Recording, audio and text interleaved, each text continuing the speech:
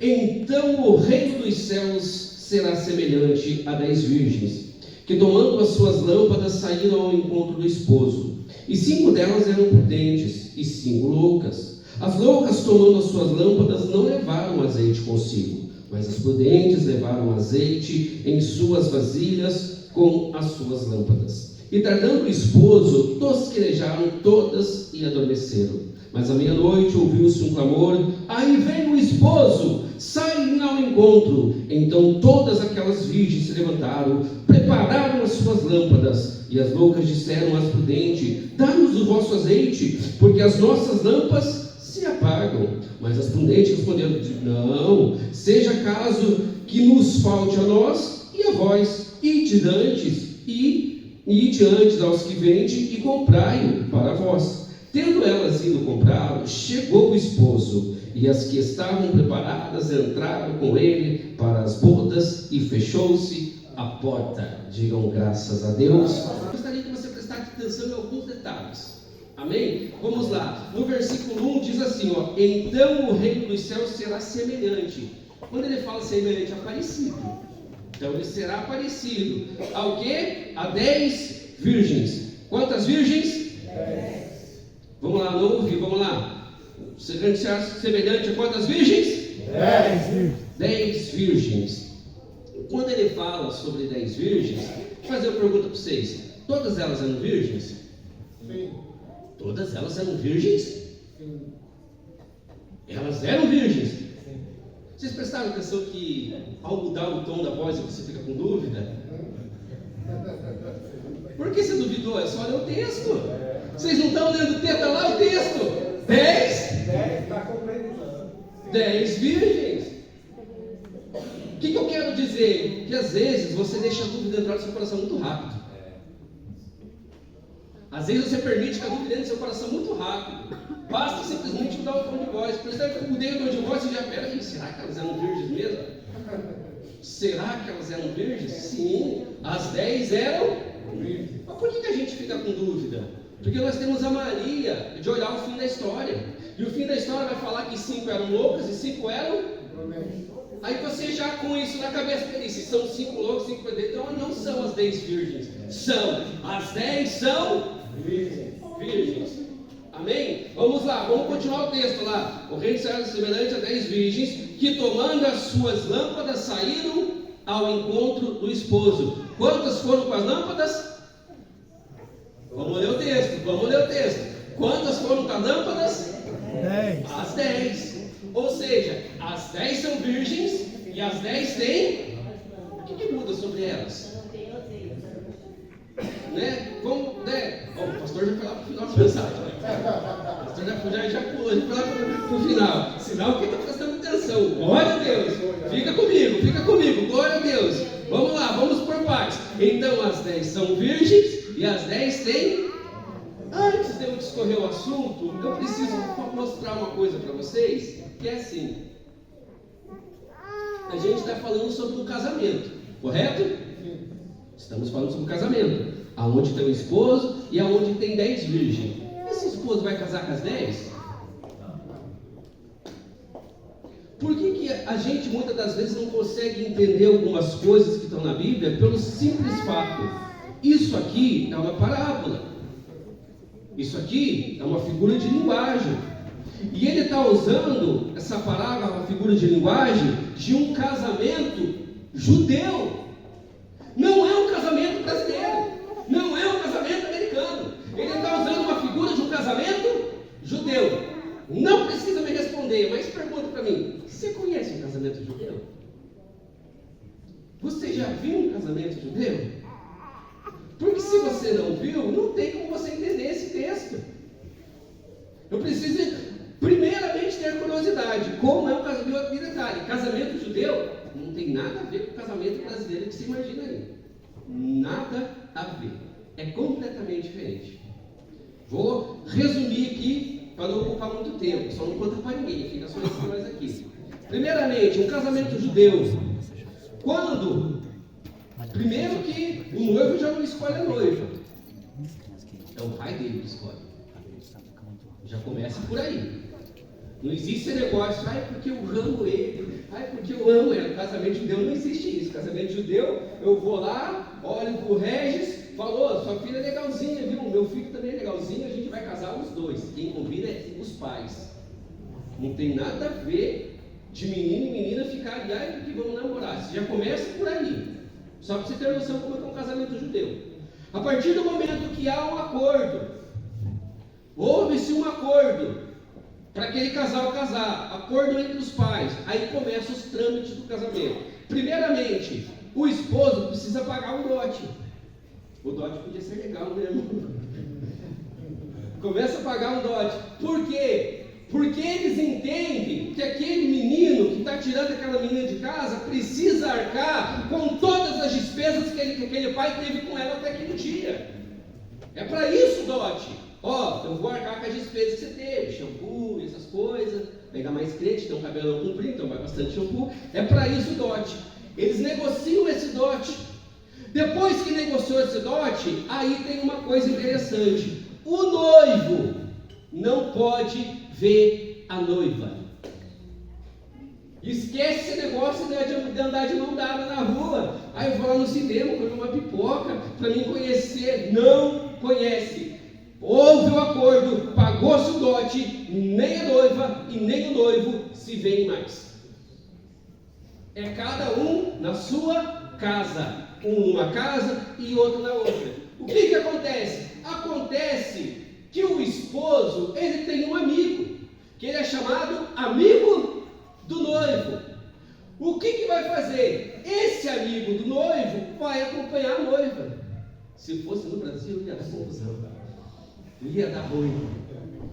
Se fosse no Brasil, ia dar ruim. Por quê? Porque o amigo do noivo vai acompanhá-la. Por quê? Porque ele precisa ver se essa noiva é ideal para o noivo.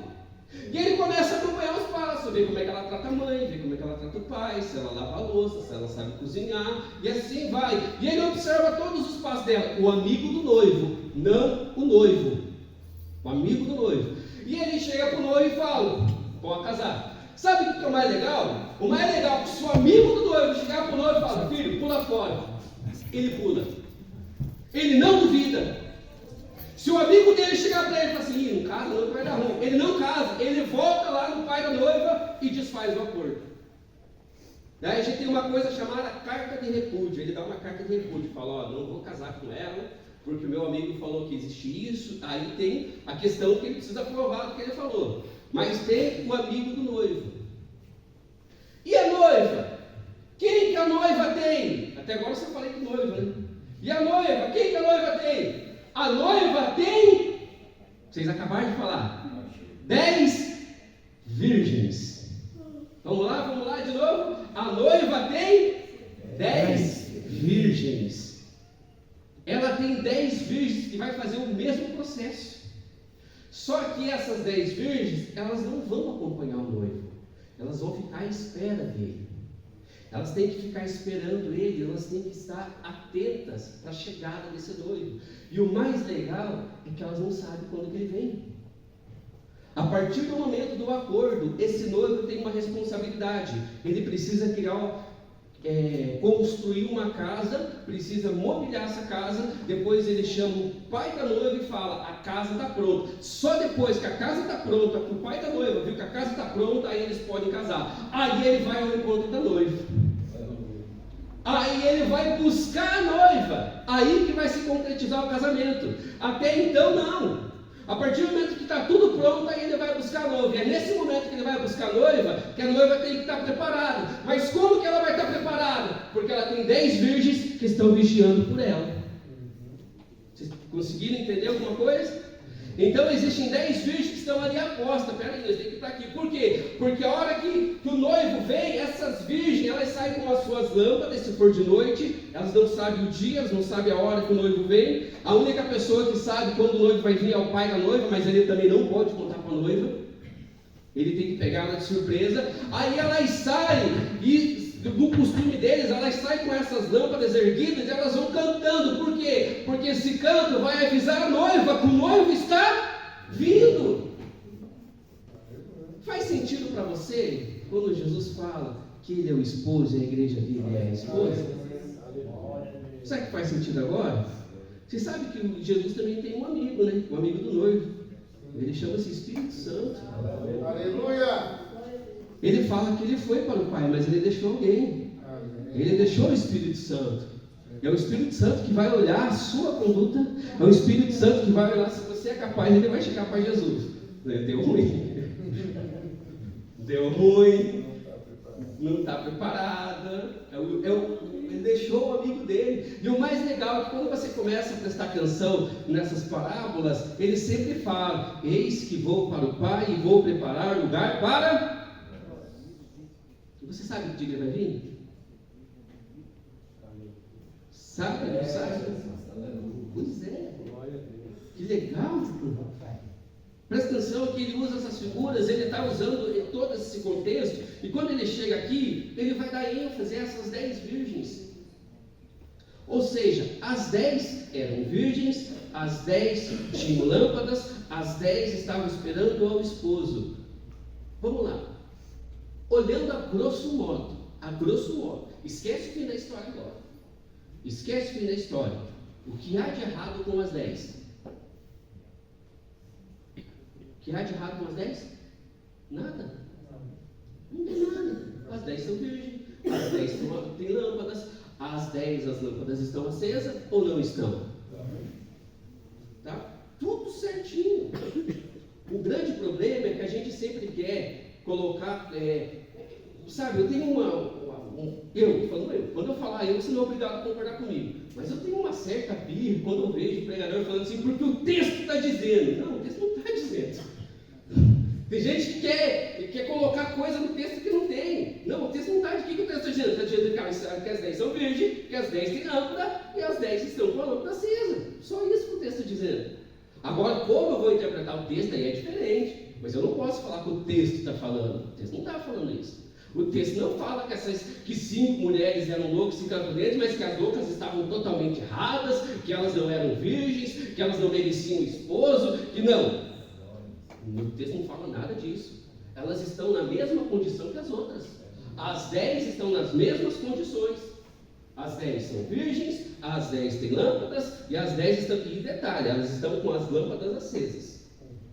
Elas estão na mesma condição. Em Eclesiastes, a Bíblia vai falar... Não vou lembrar agora capítulo e versículo, mas em Eclesiastes a Bíblia vai falar assim, que o sol nasce para todos, sem exceção. Então a oportunidade que você tem é o mesmo que o Claudinei tem. Se o Claudinei está se dando bem e você está se dando mal, tem alguma coisa que você não está cumprindo corretamente, mas você tem a mesma oportunidade. Nós temos a mesma, o sol nasce para todo mundo. Agora eu vou começar a mostrar algumas diferenças. O problema é que muitas das vezes a gente não presta atenção nos detalhes, mas o direito todo mundo tem igual. Aí que vem a grande pergunta: mas se está tudo bem com elas, está tudo certo, o que difere das prudentes das loucas? O que muda? Vamos continuar lendo o texto? O texto vai falar bem assim, ó. E tardando, lá no versículo 5, e tardando o esposo, tosquenejaram todas, e a dor, quantas adormeceu? Vocês prestaram atenção que agora não mudou nada entre elas? Está tudo igualzinho? Todas dormiram, todas não estavam esperando, e elas dormiram. Só que daí a Bíblia vai falar no versículo 6, mas à meia-noite ouviu-se um clamor, aí vem o esposo sair-lhes ao encontro. Alguém vem gritando, o esposo está vindo, sai ao encontro. Presta atenção agora, vamos lá. Então, todas. Mudou alguma coisa até agora? Não. Então, todas aquelas virgens se levantaram e prepararam as suas. Mudou alguma coisa até aqui? Está tudo igualzinho. Só que daí você começa a se perguntar, mas espera aí, eu sou uma pessoa crente, sou dizimista, sou ofertante, sou fiel, não adultero, não roubo, não mato, não faço nada, e por que a minha vida vai de mal a pior? Por que as coisas só dão errado comigo? Aí tem gente que tem a capacidade, de usar isso. Acabei de falei isso na escola bíblica dominical hoje. Tem gente que tem a capacidade de falar assim: é que para ser crente é difícil. Porque quando a gente é crente, é tudo mais difícil. Porque os outros lá estão melhor. Será que estão? Até agora está tudo caminhando do mesmo jeito. Passa 10. Está igualzinho. Está tudo certinho. Às vezes, e vamos lá, vamos continuar lá. Aí ele vai dizer assim, então levantaram e prepararam, e as loucas disseram às prudentes: dai-nos do vosso azeite, porque as nossas lâmpadas se... Aqui começa a mudar a história. Até agora a história estava parecida. Aqui começa a mudar a história. O que está acontecendo com a lâmpada delas? Está se apagando. Até agora não apagou ainda, mas ela está apagando. Glória a Deus. As lâmpadas começaram a se apagar. Até agora estava tudo igualzinho. As virgens, as lâmpadas estavam acesas, todas dormiram. Só que aí, quando o noivo vem, elas percebem que a lâmpada está apagando. E agora que começam a ver a diferença entre elas. Porque diz assim: mas as prudentes responderam: não, seja o caso que nos falte a voz e a voz e a mim, antes vão aos que vendem e comprarem para vós. A diferença está aqui entre prudente e louca. As prudentes estavam preparadas para o dia mau. Glória a Deus. Elas se prepararam. Elas não sabiam o que poderia acontecer. Elas não sabiam o que ia acontecer nesse caminho. Elas não sabiam que o noivo vem. Porque elas falaram assim: bom, a gente vai levar nossas lâmpadas, a gente vai levar tudo, mas vamos levar uma reservinha. Agora que o pastor falou lá, vamos levar uma reservinha aqui, vamos levar um pouquinho de azeite, porque eu não sei o que vai acontecer. Então eu vou estar preparado. E as outras? As loucas? As loucas não. Vou fazer de qualquer... tem gente que pegou lá. Eu vou fazer de qualquer... Tem muito crente dentro da igreja que está achando que é só empurrar com a barriga. Tem muito crente dentro da igreja que acha que dá para fazer de qualquer jeito e que Deus vai abençoar. Não, não vai. A Bíblia fala que Deus é amor? É, só que a Bíblia também fala que Ele é justo. E Ele seria injusto quando Ele abençoa uma pessoa que não está nem aí para nada. Só que ela continua sendo crente. Ou não continua? Continua sendo crente. Vem no culto, participa do culto, até dá um glória de vez em quando. O problema é que ela está fazendo as coisas de qualquer jeito. Gente, a gente não pode fazer as coisas de qualquer jeito. Para Deus não. Para Deus não podemos fazer de qualquer jeito. E aí vai vir a diferença entre prudentes e loucas. Meu irmão, você precisa ser uma pessoa prudente. Talvez a tua vida, ela começou a caminhar para trás. Não vou falar que é outra coisa, mas eu vou usar essa expressão. Talvez, não falando que está, mas talvez a tua vida começou a andar para trás porque você não foi prudente. Precisamos ser prudentes, precisamos analisar aonde nós estamos indo, aonde nós temos andado. Por quê? Porque senão o teu azeite começa a acabar, a tua lâmpada começa a apagar. E agora eu vou falar uma coisa aqui interessantíssima: acender a lâmpada é fácil, é ou não é? Agora manter acesa, filhão.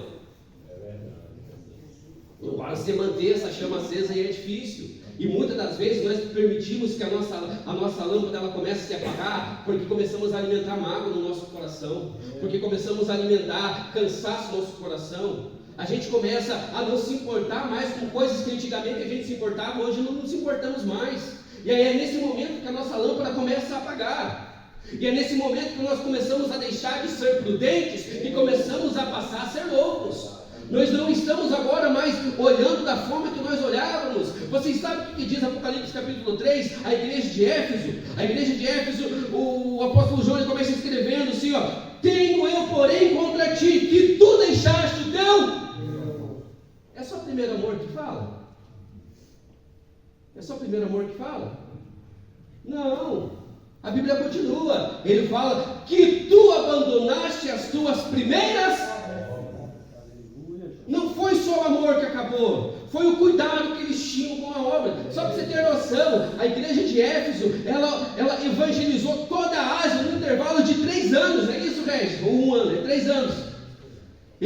Gente, tenta imaginar o Pirineus evangelizar o Paraná inteiro em 3 anos. Só o Pirineus, esquece a sede, só o Pirineu. Foi isso que a igreja de Éfeso fez. Só que eles chegaram numa época que eles falaram: já está bom. Tá bom. Essas bocas aqui estão falando a mesma coisa. O pouco de azeite que nós temos, tá bom. Tá bom, do jeito que tá bom. Gente, tem um filósofo, eu não vou falar o nome dele, não vou fazer propaganda, mas tem um filósofo que ele fala bem assim, que o bom é inimigo do ótimo. E 90% das pessoas param no bom, não sobe de nível, não passa para outra fase. Por quê? Porque tá bom. Só que quando você fala tá bom, você não consegue chegar no ótimo. Você não evolui. A igreja falou assim, tá bom, e eles pararam. E quando vem a advertência é porque vocês abandonaram as suas primeiras obras. Eu gostaria que você, que é um crente mais antigo, se lembrasse como eram as suas primeiras obras. Eu vou falar de mim, que eu não quero falar de vocês, mas eu, quando comecei, eu pregava na frente do espelho. Eu pegava um negócio de desodorante assim, e ficava na frente do espelho pregando para mim mesmo. Aleluia! E eu ficava lá, eu na frente daquele espelho pregando, eu ficava imaginando um dia eu vou estar pregando para a igreja. Aí pergunta para mim, eu estou na frente do espelho hoje? Glória a Deus. Aleluia. Temos a mania de achar que as coisas vão acontecer naturalmente. No reino de Deus, não. Aleluia. Se você não tiver com os teus joelhos dobrados, se você não estiver ali clamando, não vai mudar. Desculpa, mas eu vou falar, a tendência é piorar. Se você não voltar a praticar aquilo que você praticava, quantas horas orava? O maior defeito nosso, eu falo assim, nosso, é esse. Outra coisa, eu falava hoje pela escola bíblica de manhã também, o problema é que muitas das vezes a gente começa a fantasiar coisas na nossa cabeça. Que nem eu falei, eu ficava na frente do espelho fantasiando, pregando para uma multidão. Talvez isso nunca aconteça.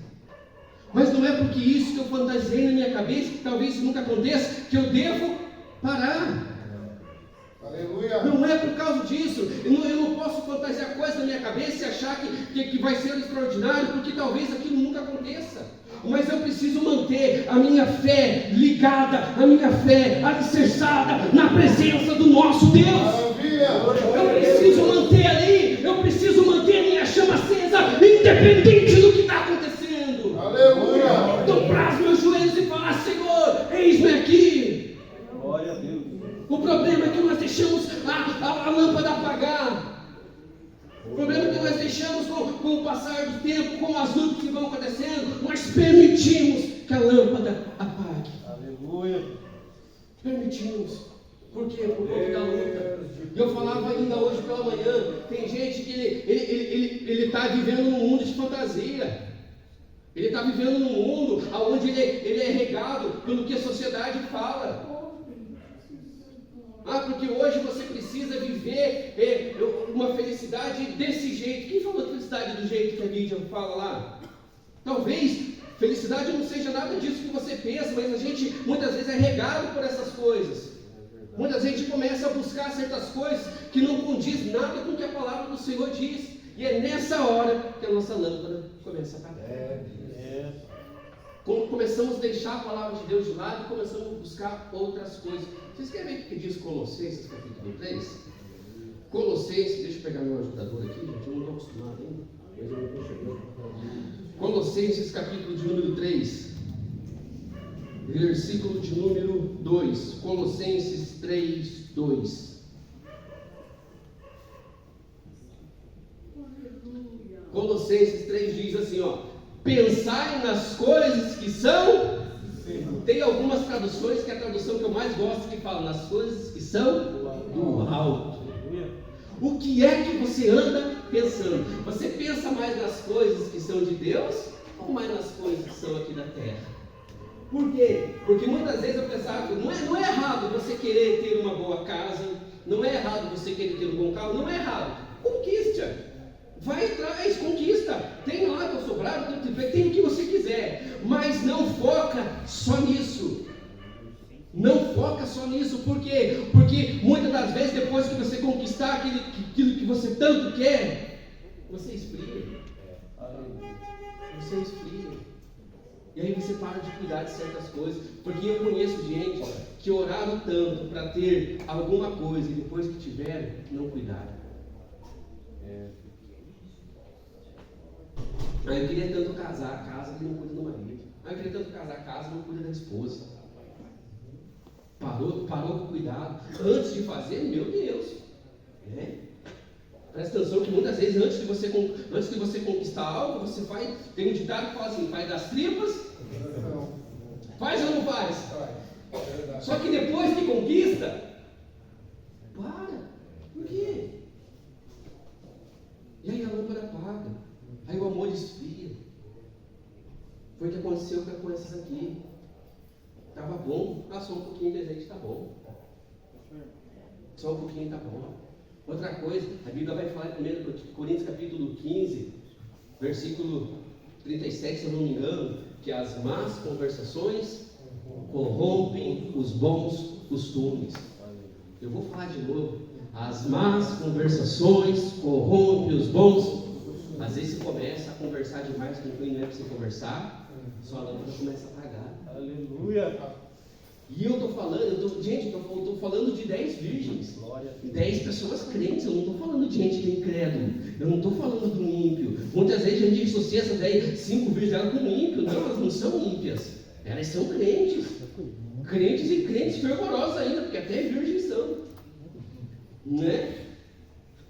Só que muitas das vezes a gente senta do lado da pessoa, dentro da igreja, estou falando isso, a pessoa só começa a fala mal do irmão, aquele irmão a gravata, ele ficou feio, gente, camisa azul, gravata vermelha, não funciona.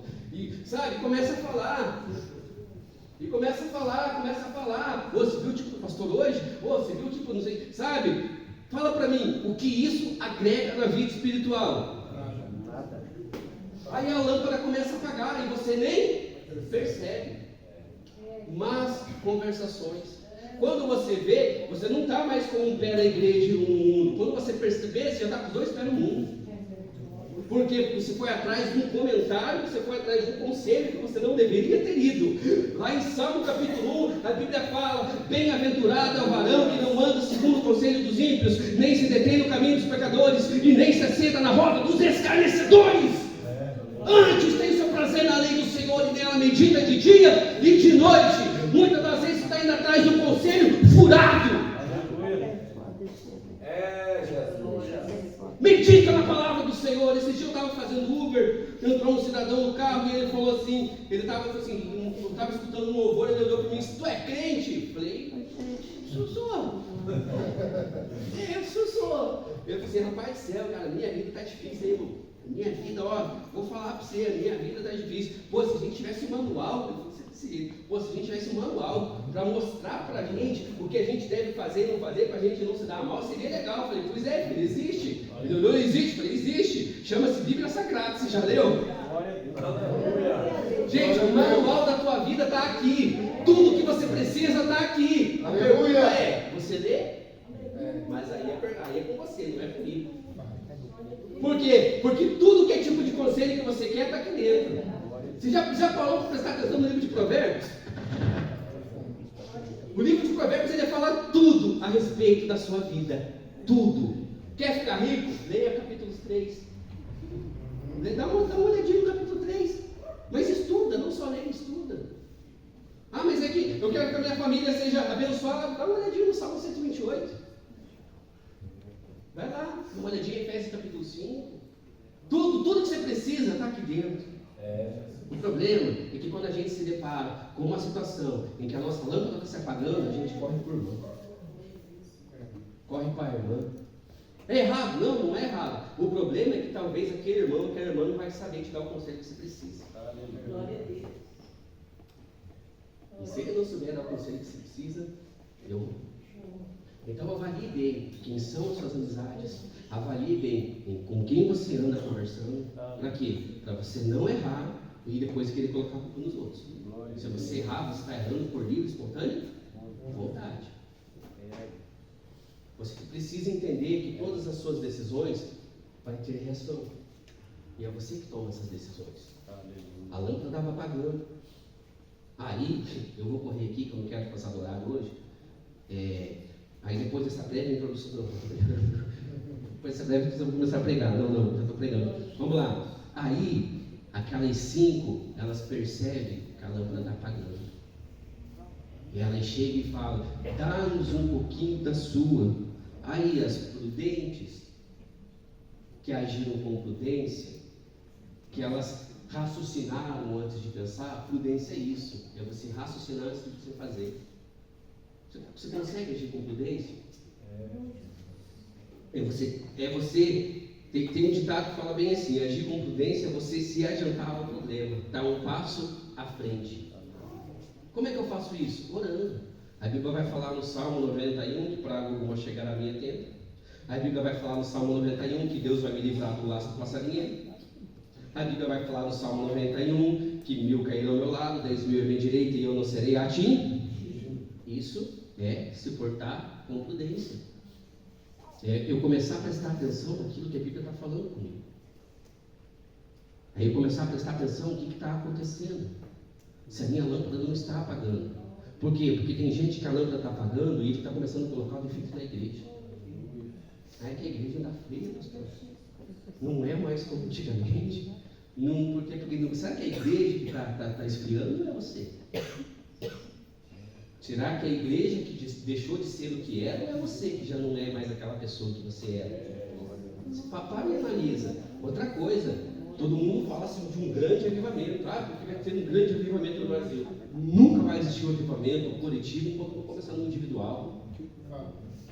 Esse avivamento primeiro precisa começar em mim. Por quê? Porque eu preciso influenciar quem está do meu lado. Agora eu estou frio, como é que eu estou apagado? Como é que eu vou acender que está apagado? Não acende, alguém precisa estar aceso. Essa lâmpada precisa estar acesa. Não podemos muitas vezes querer transferir responsabilidade a outros, porque agora não é mais assim. Tudo bem, eu entendo, os tempos mudaram, eu tenho saudade, eu vou falar bem abertamente para vocês, eu tenho saudades de 10, 15 anos atrás, eu tenho saudade daquele tempo. Por quê? Porque há 10, 15 anos atrás a gente não tomava Santa Ceia assim, antes eu orava 1 hora de joelhos. Quem é dessa época? Deixa eu ver. Foi dessa época? Gente, não podia tocar no elemento da ceia sem orar 1 hora antes. Eu sou dessa época, eu tenho saudade. A ceia era no sábado, na sexta-feira, o pastor fazia vigília com a gente e nós tínhamos que ir em jejum. Exatamente. Fechava-se as portas da igreja, aí, gente, tem alguma coisa e vamos se acertar agora. Era assim, eu tenho saudade dessa época. Eu tenho, só que tem um porém. Eu preciso entender que os tempos mudaram, as coisas passaram, mas eu não posso mudar. Aleluia. É isso que você precisa colocar no seu coração. As coisas mudaram, mas eu não mudei. Eu continuo o mesmo. Eu sou aquele crente fervoroso. Eu dou glória a Deus, eu dou aleluia. Possa estar acontecendo o que for, mas o meu Deus ainda é grande. Aleluia. É isso que precisa acontecer. Só que você está entrando no movimento, está deixando a lâmpada apagada. Aí, eu vou terminar aqui agora. Aí elas chegam para aquelas e falam bem assim: dá-nos um pouquinho. As prudentes falam assim: não, tá doido? Tá doido? Vou dar para você para faltar para mim? Eu não, mas eu vou te dar um conselho. Vai aos que vendem e compra. Elas estavam erradas? Não, elas não estavam erradas. E essas 5 virgens que saíram comprar azeite, acharam? Elas acharam azeite? Acharam. Elas compraram azeite? Compraram. O problema é que não deu tempo. Foi tarde demais. Porque elas foram, compraram, quando elas voltaram, por elas terem voltado, elas voltaram com azeite, senão elas não voltaram. Verdade. Presta atenção no texto para você ver. Então elas acharam de comprar, elas compraram. O problema é que elas chegaram, talvez seja muito tarde o dia que você quer pedir perdão para alguém. Talvez seja muito tarde o dia que você queira se batizar. Talvez seja muito tarde, eu tenho algo para falar para você. Não deixe para amanhã. Completo, deixa eu ver se você entendeu. Não deixe para amanhã. Está vendo como vocês entenderam? Glória a Deus. Por que você está adiando as coisas? Por que você está postergando as coisas? Amanhã eu faço, amanhã pode ser? Vocês já foram em algum velório aonde existem duas pessoas? Eu antigamente fazia muito velório, agora faz tempo que eu não faço, mas eu ia bastante velório. Não sei se era parte do treinamento, mas tinha um velório que eu posso ligar para o meu irmão, vai lá. Era velório, ele falava assim, não gosto de velório, irmão, vai lá, daí eu ia. E geralmente, não em todos os casos, mas eu vou falar para você, uns 90%. Você chega no velório, está lá o caixão, tem uma pessoa sentada do lado do caixão com a mão no queixo olhando para o defunto. E aí do outro lado tem uma, desesperada. Ah, meu Deus! Por que era bom? Por que não sei o quê? Por que não sei o quê? Vamos lá. Nesses dois casos, geralmente, aquele que está se espernhando, que está berrando, ele não está sentindo a morte do defunto. Ele está sentindo remorso. Por quê? Porque ele deveria ter feito algo e não fez. Daí ele está lá desesperado. E agora? Não deu tempo. Eu não sei o que você anda fazendo. Eu não sei o que você anda postergando. Mas não deixe o tamanho que você pode fazer hoje. Falei hoje para o Rodinei que ia pegar carona na mensagem dele, eu vou pegar carona na mensagem dele. Em Isaías capítulo 55, a Bíblia fala: buscai ao Senhor enquanto se pode, invocai enquanto Ele ainda.